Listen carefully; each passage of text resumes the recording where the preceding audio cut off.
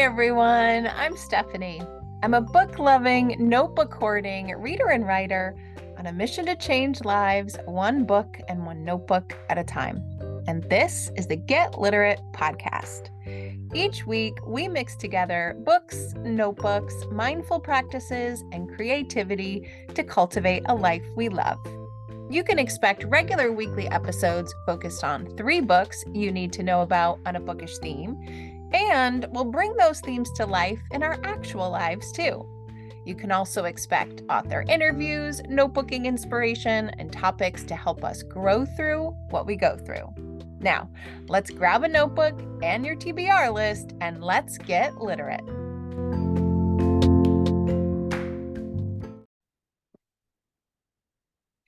Welcome to another episode of the Get Literate podcast, the first episode of 2023. I started this podcast in the summer of 2022, so I haven't been able to welcome a new year yet with you together until now. So, Happy New Year! This year, I have big plans for myself and for the podcast. In the last episode, I talked about those 3 unique questions that I use to reflect on my reading life and to set reading goals. And I've been using them to think about my goals for the podcast in 2023 as well. I want to grow my podcast habits, which means continuing to post at least 1 episode per week with as many bonus episodes as I can fit in.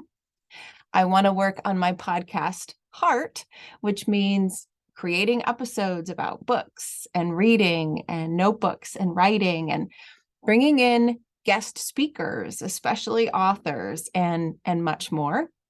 And I also want to work on growing my podcast community. So sharing my podcast widely, growing the listeners who listen to it, and connecting with as many other bookish people as I can. That's why I am so excited about today's guest. I wanted to kick off the first episode of 2023 with something special, and I did. I am thrilled to talk to Jules of the Literary Lifestyle today. Now, Jules has an amazing blog with so much good bookish content that I have enjoyed for a while. And she runs the Rory Gilmore Book Club. She maintains this amazingly long list of over 500 books that have either been read or seen or mentioned or referenced in some way on the popular Gilmore Girls series. She also hosts a book challenge all year long based on the Gilmore Girls. And I thought, this is the perfect episode to start 2023 with, especially if you are looking for somewhat of a different challenge for your reading life this year. So Jules is going to share 3 books that she wants us to know about from the Gilmore Girls and will invite us to her challenge too. So without further ado, let's talk with Jules of the Literary Lifestyle. Jules, welcome to the Get Literate podcast. I'm so excited to chat 3 books with you today. Hi, me too. So I've been a fan of your blog, The Literary Lifestyle, for a little while now when I literally just stumbled upon it on Google when I was searching for some books to read. And I found your Rory Gilmore list and your challenge that you did. And I was instantly intrigued. My daughter and I binged watched that entire series together, both the original and, the one of them in adulthood. And I thought, what a perfect way to keep that Stars Hollow magic going than by, reading the books that are mentioned in the episodes. And I had no idea there were so many that were referenced throughout all those episodes until I saw them packaged on your website. So I'm so excited not only to talk with you today, but to talk Rory Gilmore, to talk Gilmore Girls and your challenge on the podcast. So welcome. I'm so happy to be here. Awesome. Why don't you tell listeners a little bit about yourself, about your blog, and especially about your challenge coming up? So I'm actually a former lawyer, but I've wanted to be a lawyer and a writer since as long as I can remember as a child. And in 2019, I finally brought the writing aspect into my life with my blog, The Literary Lifestyle. And the way it came about was I had been writing all of these book reviews on my phone. And I'd also gotten married in 2019. So I was also taking a lot of notes on wedding planning and honeymoon planning and things like that. And when we came back, I had that creative void in my life. And I realized I had all these notes, literally over 1,000 notes on my phone related to both books and related lifestyle. So that's when I really decided that I wanted to share what was already on my phone with my friends or the world, whoever was going to read it at that point, and have this creative outlet. And since then, it grew, and almost a year ago, it became my full-time job. But back in during COVID, so it would have been fall of 2020. We were all stuck at home, and I was thinking about, I really wanted a cozy show to watch. And I was also thinking, it's getting to the end of the year, and I was thinking about what do I want my next year reading list to look like? And I was thinking, I've been kind of disappointed this year with all the new book releases that have been getting hyped up on Instagram. And I missed out on all these books, when I was in law school and college, and kind of that period when the Gilmore Girls was on, the early 2000s. And it just kind of both connected at the same time, where I thought, I never actually saw Gilmore Girls straight through. And it's a really nice, cozy show to watch while we're stuck at home.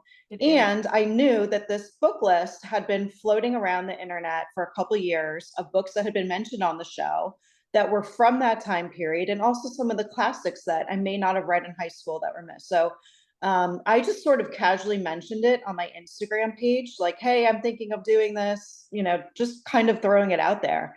And I never got so much interest in something. So I decided to make it a thing. And since that time, it's really grown because I've expanded the book list to include the Netflix series and books that were not originally mentioned on the original list that was floating around. And then I also started a new Instagram page about a year later, which is the Rory Gilmore Book Club, if anyone wants to go on and follow. And what we do now is every month I make a challenge. It'll be something like a children's book or a book adaptation or a classic book. And then readers can pick any book that matches that from the book list of 500 books that were on the show. And that way, I'm not picking a book that someone may have already read. People can choose what they want. And then all through the month, I'll talk about the books on Instagram and highlight different books and give you the episodes where they were listed, and do different, like, just polls and fun stuff, just to keep people going, get people book recommendations. And it's become huge and worldwide.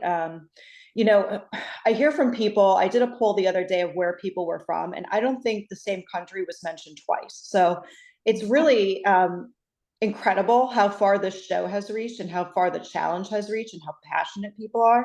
And right now, it's December and we're coming up on a new challenge. So that's about where we're at to date.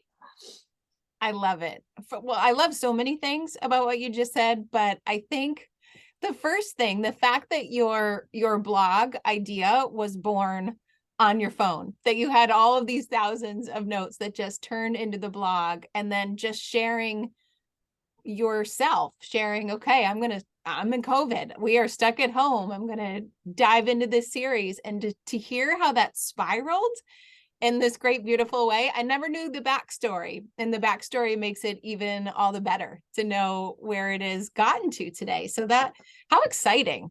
What a great community you built. I think so many people found or refound Gilmore Girls that way as well. And I think that's why it kind of connected at that time and place, and why it's continued to connect. Yeah, that's exactly when my daughter and I watched it together. We binged it at the start of the pandemic, and I think she is on her second round of binging it, because that's kind of her go-to comfort show. You take something away no matter how many times you've seen the episode, there's something that Absolutely. you can find. And you said 500 books?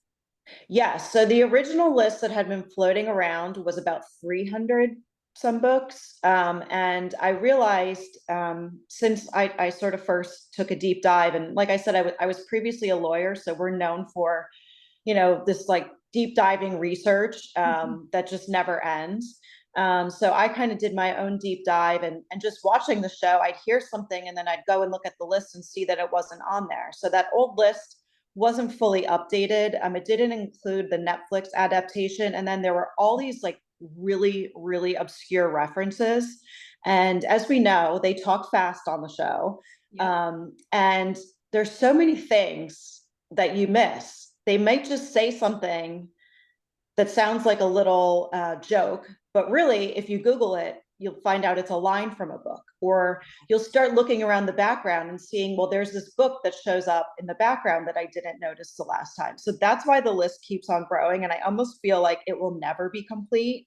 So it's expanded a lot since that original list that was on BuzzFeed probably about 5 years ago at this point, 5 or 6 years ago. Yeah. And what a way to watch. So I've seen it once. My daughter's watching it the second time. Now I want to go back because you're right. There are so many just little quips, little phrases, little things that they say that I wouldn't have attached to a book. But I Yes. love quote collecting. I love lifting lines of books. And so now going back to the episodes and watching it with that lens, that's a whole nother layer of bookish fun that we Yeah. could add to it. I love that. Okay, so you know how we work on the podcast. We're here on a Tuesday, which means we're talking about 3 books on a theme that we could bring into our reading lives. And so you're here today to talk about 3 books from the list, right? From the Gilmore Girls, from Rory Gilmore, that you think we need to know about, and hopefully some of us will pick up today. But I'm curious because with a list of 500, how did you whittle down the choices to just bring 3 books to us today? So it was really hard to decide how to handle it. And what I ultimately ended up deciding was that the Rory Gilmore Book Club is a community. It's not about me, I'm just the facilitator. The passion of the fans is unparalleled. So, what it's really about is what the book club members like reading. And so, what I decided to share with you today is the top 3 books that book club members have picked this year. And it has been pretty clear what everyone seems to be reading. So those were the 3 I decided to pick. I love that. I love crowdsourcing what my next book is going to be, and that is the perfect way. So, okay, what was book number 1? What was one of the most referenced? Okay, so number 1 was super easy. I didn't even have to think about it. Without question, it has been the most read book, and I think it'll probably continue to be well read. And it is The Secret Life of Bees by Sue Monk Kidd. Have you read that one yet? Honestly, I haven't. It has Okay, been so on that's a my good list one. for a long, long time. Okay. And maybe this is the kick in the pants I need to finally read it. Give me a sneak peek. Tell me about it. Okay, so the first thing I'll tell you, because I know that readers love to pair the books with the episodes as well, is that on my list I have it as season 4, episode 2, which is the Lorelai's first day at Yale. So The Secret Life of Bees it's both a book and a movie, so that's extra fun as well. So you can watch the episode and you can watch the movie and read the book. It's a coming of age story set in the South, and it's about a young teenage girl who's with an abusive father, and she's also dealing with guilt over her mother's death and how her mother died. She feels like she was responsible for it.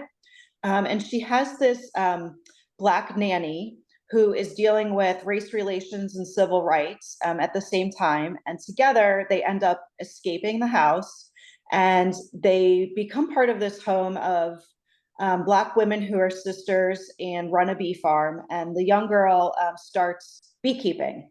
But that's really only the very minimal part of it. I don't want to give away anything of the story, but there's so much about civil rights and race relations. There's this young girl, Lily, coming into her own, learning about her past and her mother's death and kind of coping with her grief.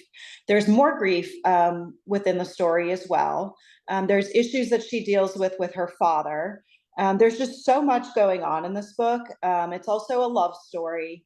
But like I said, I don't want to say too much. I will say that Sue Monk Kidd is a very, very renowned and popular author. It's an incredibly popular book worldwide, and it has by far been the most popular book with readers this year. Okay. Well, I appreciate the no spoilers. We always try to keep it spoiler free. Some of my favorite books are those that have lots of layers, right? There's lots of drama, there's family drama, there's all sorts of concepts that are woven throughout the book. And it seems like this book checks a lot of those boxes. That's exactly it. And it's hard to even get into because I really don't want to give away plot lines. Right. But just to know that there's a lot in this story. Okay. All right. So I'm gonna have to move it up in 2023 so that I can add it to my red pile and join into the challenge. Okay, so that's The Secret Life of Bees. What about book number 2? So book number 2 is the one that's been the most popular recently. It sort of seems like everyone has been reading it in the past few months. It's a nonfiction book and a memoir, and it is Kitchen Confidential by Anthony Bourdain. Oh. And have you read that one? No, I haven't. I've heard about it. I've heard some really great things about it. I used to watch him on TV all the time. So I'm excited that you're bringing this today. So, Kitchen Confidential is in season 1, episode 4, The Deer Hunters, a very popular episode, and Lorelai is seen reading it on the couch while Rory is studying. Okay. So it's definitely a very Lorelai book. And as many people know, Anthony Bourdain is, a food and travel journalist who passed away a few years ago, but for many, many years, he was known for his TV show, where he really, he traveled the world, but he did it in his very unique way. He had a very unique way of speaking and talking and being a journalist, and you see that first in his book. The book is what catapulted him from the kitchen, where he was a chef in a New York restaurant for many years, into the world of TV. So the one thing I want to say about this book is I definitely recommend that you listen to it on audio, because you get that voice back in your, it's him that reads it, and you get that unique voice back in your head again. And it's all about sort of like the undercover world of the restaurant. So you almost feel like you're being let in on these secrets, where he tells you the one and only knife that he thinks chefs need, that you don't need this whole range of knives, which is interesting to learn. And he tells you things like what day you never want to order fish at a restaurant.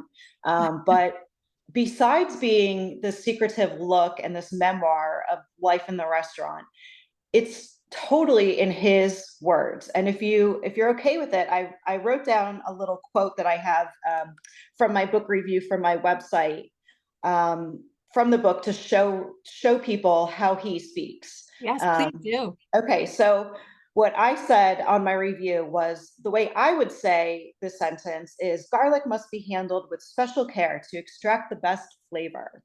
A very kind of basic way of saying it. This is how Anthony Bourdain says it in the book. Garlic is divine. Few food items can taste so many distinct ways, handled correctly. Misuse of garlic is a crime. Please treat your garlic with respect. Avoid at all costs that vile spew you see rotting in oil in screw top jars. Too lazy to peel fresh? You don't deserve garlic.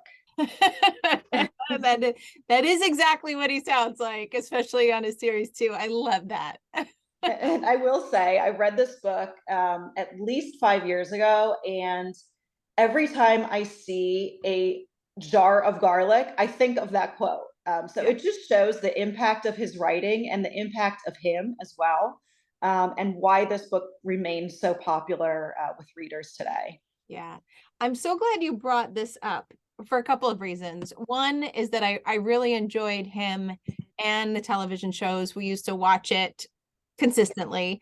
But the second reason is that you recommended it on audio. And I have a really hard time listening to audiobooks. I don't know what it is. I don't know if it's because I multitask and then I can't focus my attention on the book. I don't know if it's because I want to be the one in control of turning the pages and imagining the voices in my mind. But what I have found is that I can listen to memoirs, and especially when the authors are reading the memoirs themselves, because I feel like it's just such a higher level connective experience with them. And you're right, it is a very distinctive voice. He has a very distinctive way of talking. And so this is definitely one that I'll add to my audiobook list, which will help me hopefully get more comfortable with listening to those audiobooks and then bringing back that world, I guess, that he created. So I'm excited about this one. Yes, and I do say what you said. I also see and recommend to people that when people struggle with audiobooks, for whatever reason, it's such a more engaging and immersive experience to listen to a memoir read by an author. So whether you pick this one or a different memoir, if you're struggling with audiobooks, that's definitely a great way to do it. Yeah. And I was listening to Gretchen Rubin's podcast the other day, which I love, Happier with Gretchen Rubin. And she has the same difficulty with audiobooks. She still had difficulty with memoirs, actually. And she stumbled that for her, another suggestion for those of you struggling with audiobooks is that she likes to listen to books that she's already read. So it's more of a rereading experience that immerses her in a different way. So that's something I'm going to give a try too. But I really love the idea of listening to this in his own words. That's a good idea. I can see many people doing that with the Harry Potter books. Yes. Yeah. All the loved books. So then it's okay if you're multitasking, you know the story, you know it's coming, but you're going in a little bit deeper. Right. Okay, so two good ones, both books that I now have to add to my TBR. I'm curious if I will have read this third one. So what is it? Okay, so this one was tough because it's a very divisive book, but I still think that that is part of why we do book clubs and why we read, because it's so fun to see that 50-50 that people either love or hate this Yes. book. Yes, It's I love it. another super popular one, and it is The Bridges of Madison County by Robert James Waller. You are 3 for 3 today. All three I'm going to have to add to my stack. All right, give me the goods on this one.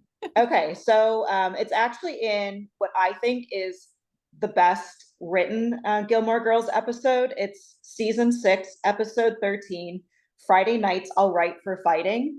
And if you recall, this is the episode where Lorelai, Rory, Richard, and Emily sit around the dinner table and they go from fighting to laughing, you know, throughout the whole night. I just think it's so perfect and it's so characteristic of how many families' dinner tables can be. That it's a mix of all these different things. But that's the episode that it's from, and Lorelai equates Rory to Meryl Streep, and because Meryl Streep was in the movie version of this book, and the grandparents to the Bridges of Madison County. And one of the reasons I think it's been such a popular book this year is a few things. First is that it's one of those books that everyone has heard of. And it's a massive bestseller from years back. I can't recall. I think it was in that early 2000s or maybe even the 90s when it came out. But it's one of those books that maybe you were too young to read, or for whatever reason were too busy at the time. But you know it's sold millions of copies. You know it's one that everyone has at least heard of and knows the name. It's also pretty short. I think it's around 200 pages. So that would also make it a good one for our January challenge, which is a short book from the list. I always do short books in January so that people can get a quick win. And if Love people it. join in February or March, they can easily catch up. And then the third reason I think it's so popular, it was such a popular pick with readers this year, is because it's a love story. So that being said, it's extremely divisive as a love story because it involves cheating. And I think that's why it really gets that love hate element to it. The basic premise is that back in 1965, there's a photojournalist who travels the world and takes photos for National Geographic. and he's assigned this project to take photos of the bridges of Madison County in Iowa. And when he goes there, he meets Francesca, and Francesca is a farmer's wife. At the time, her family is away at the state fair, so she's by herself, and she's sort of, a very lonely woman, repressed. She loves her family, but perhaps is in a loveless marriage. And her and Robert, the photojournalist, fall very deeply in love in this short time that he's there and her family's away. And it's not just a physical love, it's also a mental and emotional love, very deep and very impactful on her. And then I don't want to give anything away, but the book then follows the next few decades of what happens in both of their lives over the next few decades. And, I enjoyed it, but it struck me when I went on Goodreads after I read the book, which I love to do and just see what other people thought. And I had never seen a book more divisive. And it was not just that it was divisive, it's that people either think it was the greatest love story of all time that they've ever read, or every single copy should be thrown in a dumpster and burned. And it was so fun to even just read reviews that were so colorful in such opposite directions.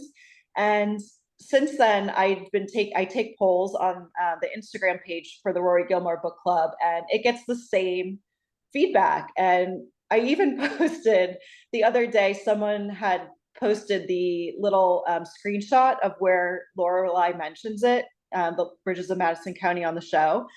And I shared it and said, what are your thoughts on this book? Love the book, love the movie better, or hated the story. And again, it was 50-50.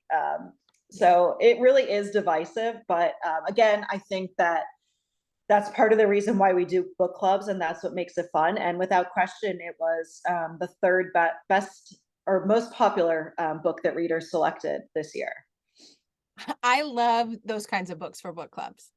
It is so much more fun to have a conversation where some of us love it and some of us hate it, and we figure out where to meet in the middle, than if we were all just gushing over it, or if we all just hated it. Because the conversation, that's where it gets good, when one person talks about what was so wonderful and the other one was like, oh, this is the part I hated.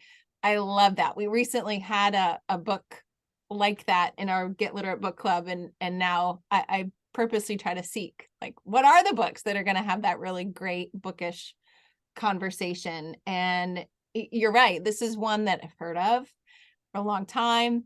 I can picture that episode in my mind, and I'm kind of stuck right now.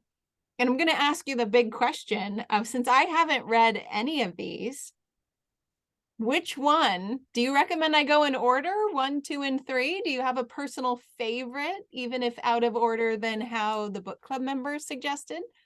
So I recommend The Secret Life of Bees because not only is it the most popular, but everyone really loves it. And there really are so many layers to that story. And I kind of have an understanding from listening to your podcast of the kinds of books you like and the kind of books your readers may like. And I think this is one of those. And I think it also touches upon elements of mothers and daughters and found family that I think are also parallel to the Gilmore Girls. And perhaps that's why it's been popular as well. Yeah. Well, you're right. It does sound perfect for me. Now that you mentioned mothers and daughters and found family, I love the family sagas. I love it. So I'll start there. I will definitely start there.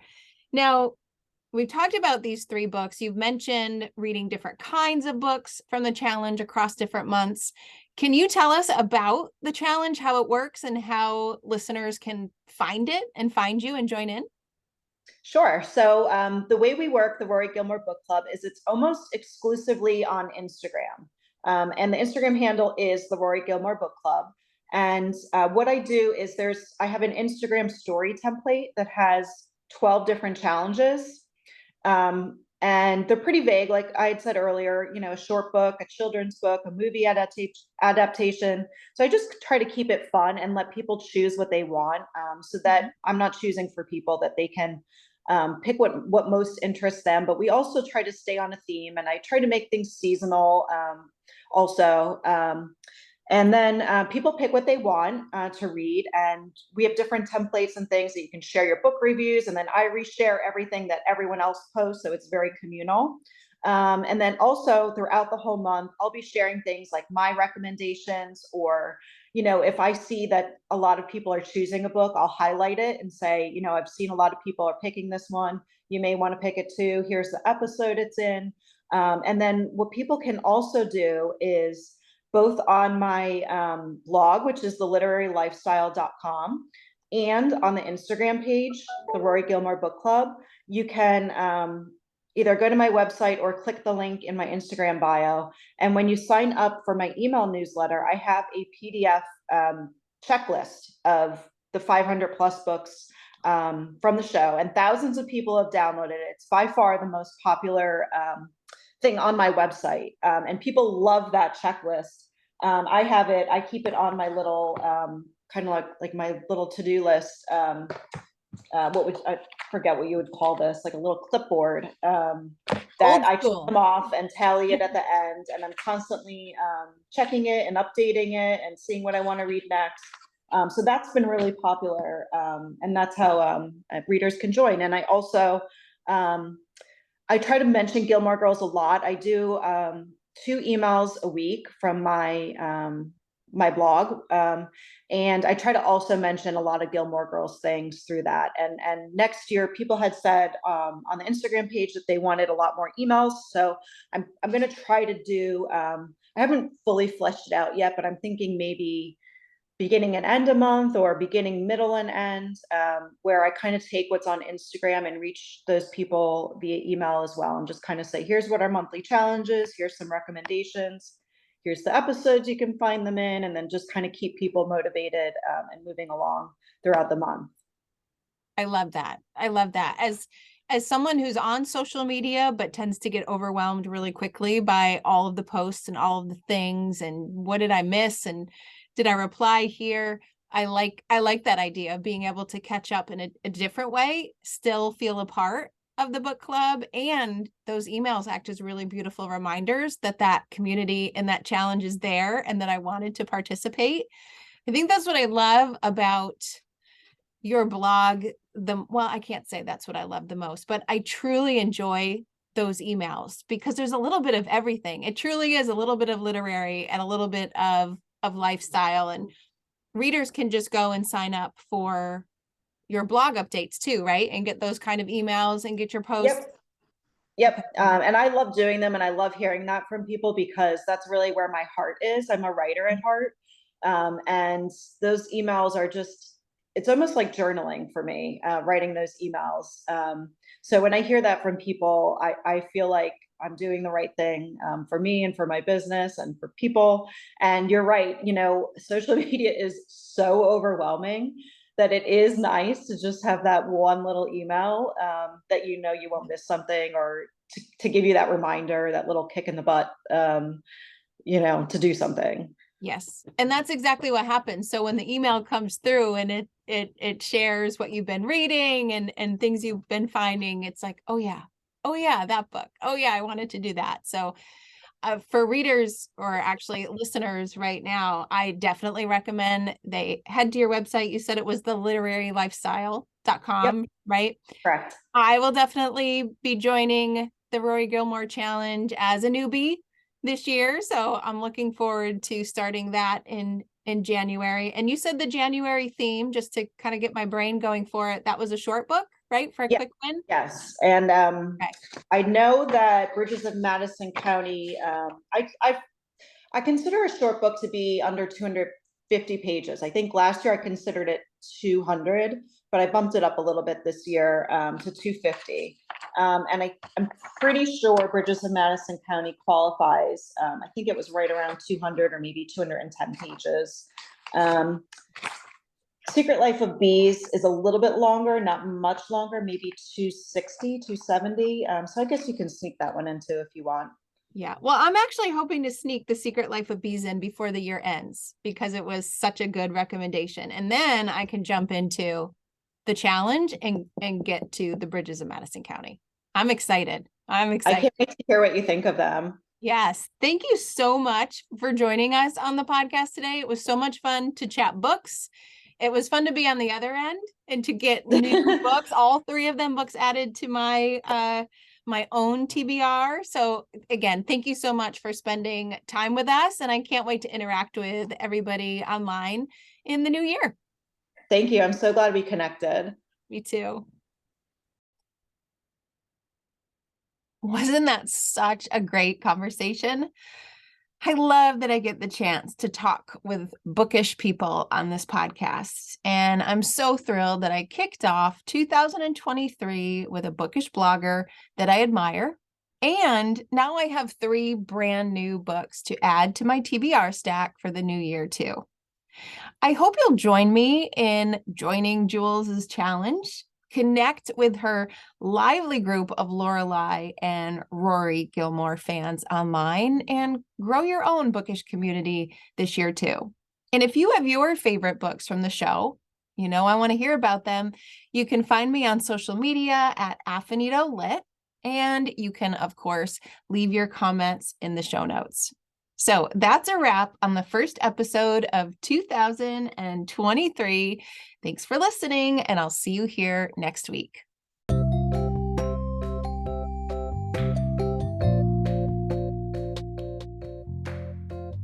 Thanks for listening to today's episode of the Get Literate podcast. You'll find links to all the books, resources, and ideas mentioned in the show notes and at alitlife.com. And if you want more, you might like to join my Patreon community. There, you'll find additional inspiration for your reading and writing lives, like bonus podcast episodes, book calendars, monthly book clubs, notebooking challenges, live events, giveaways, and much more. It's only $5 a month, and you get instant access to all the previous content too. You can learn more at getliterate.co. But one more thing. If you love what you listened to today, please take a moment to rate and review the podcast or take a screenshot of the episode and text it to a friend. This helps the podcast grow and builds our bookish and no bookish community too. Thanks so much for listening.